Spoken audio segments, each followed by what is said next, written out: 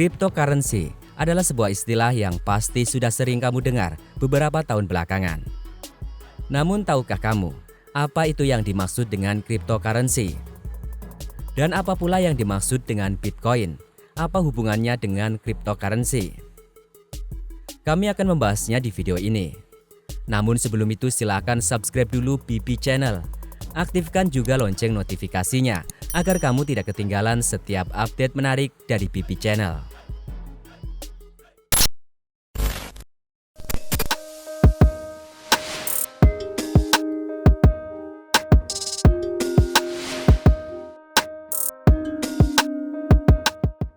Kita mulai pembahasannya dengan cryptocurrency.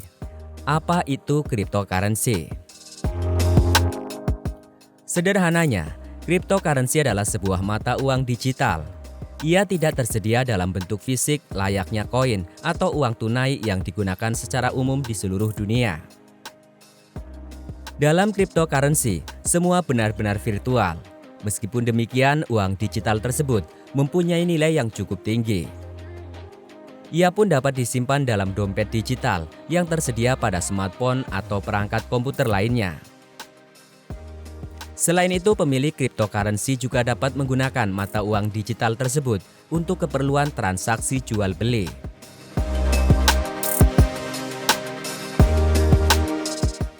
Sedangkan penjelasan berbagai definisi cryptocurrency dari karakteristik dan kegunaannya yaitu sebagai berikut. Digital. Cryptocurrency adalah mata uang digital yang berarti hanya berlaku di komputer. Cryptocurrency tidak hadir dalam bentuk fisik yang dapat kita pegang sehari-hari. Peer-to-peer. Cryptocurrency dapat digunakan untuk transaksi dari satu orang ke orang lainnya secara online. Global. Cryptocurrency sama di setiap negara, maka transaksi dapat dilakukan secara bebas antar negara tanpa terpengaruh oleh kurs. Terenkripsi. Setiap pengguna memiliki kode tersendiri untuk bertransaksi dengan cryptocurrency. Setiap melakukan transaksi, pengguna tidak bisa melihat transaksi tersebut dilakukan oleh siapa. Tidak ada nama asli yang muncul dalam setiap transaksi cryptocurrency. Lebih dari itu, tidak ada aturan apapun tentang siapa yang bisa menggunakan cryptocurrency dan digunakan untuk apa. Terdesentralisasi.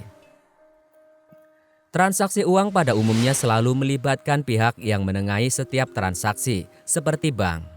Namun di dunia cryptocurrency, tidak ada bank atau pihak tersebut. Setiap orang bertanggung jawab atas uang mereka sendiri.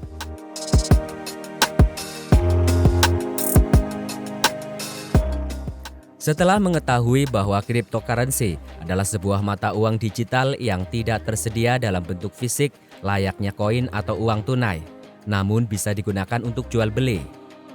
Terus apa saja contoh-contoh atau jenis cryptocurrency? Ada sangat banyak, sampai ribuan jenis cryptocurrency yang beredar. Saya ambil contoh jenis mata uang kripto yang terpopuler atau memiliki kapitalisasi pasar terbesar dalam dolar Amerika Serikat, yakni Bitcoin, Ethereum, Binance Coin, Cardano, Dogecoin, Litecoin, dan lain-lain. Dari sini seharusnya sudah terjawab, apa itu Bitcoin? Ya, Bitcoin adalah salah satu jenis cryptocurrency itu sendiri yang sudah kita bahas di awal. Bitcoin menjadi cryptocurrency paling populer dibanding 5.000 lebih cryptocurrency lainnya yang ada saat ini.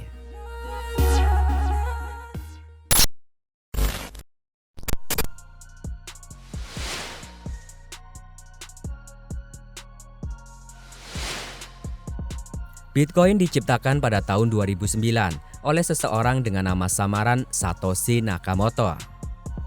Bitcoin hadir dengan menawarkan jenis biaya transaksi yang rendah dibandingkan dengan mekanisme pembayaran online tradisional.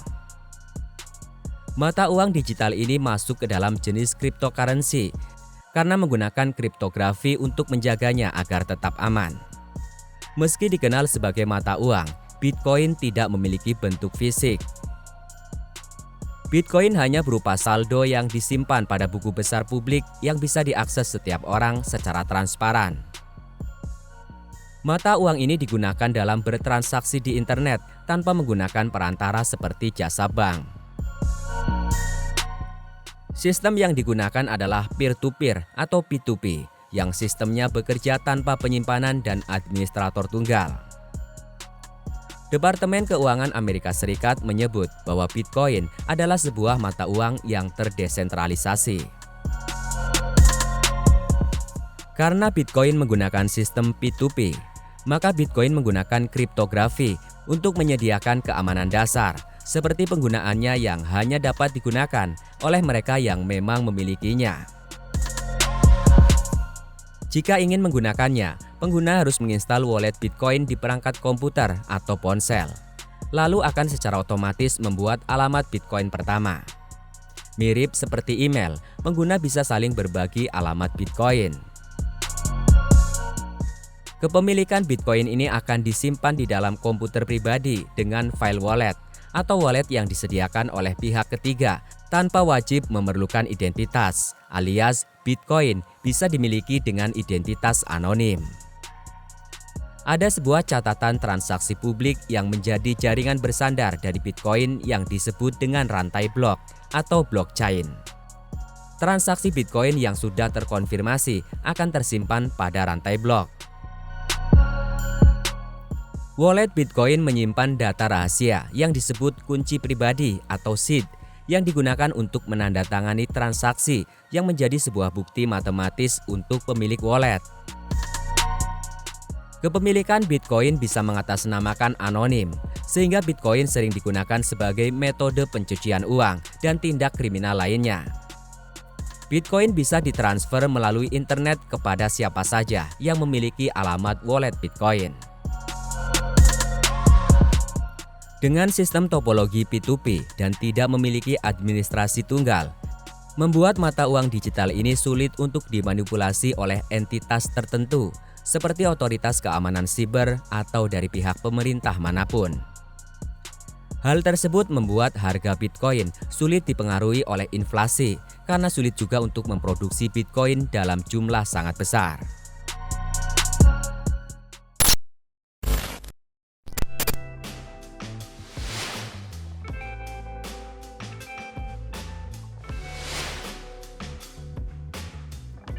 Uang digital semacam Bitcoin bisa disimpan di dompet digital yang ada pada server cloud atau pada komputer pribadi pemilik.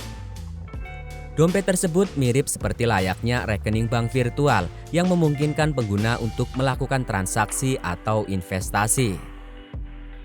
Selain dengan bentuk transaksi, cara mendapatkan Bitcoin yang paling populer dilakukan oleh orang-orang adalah dengan menambang Bitcoin atau mining. Selain dengan cara menambang dan transaksi antar pengguna, Bitcoin bisa didapatkan dengan cara perdagangan. Sudah banyak perusahaan yang menjadi platform marketplace yang bergerak pada bidang perdagangan Bitcoin.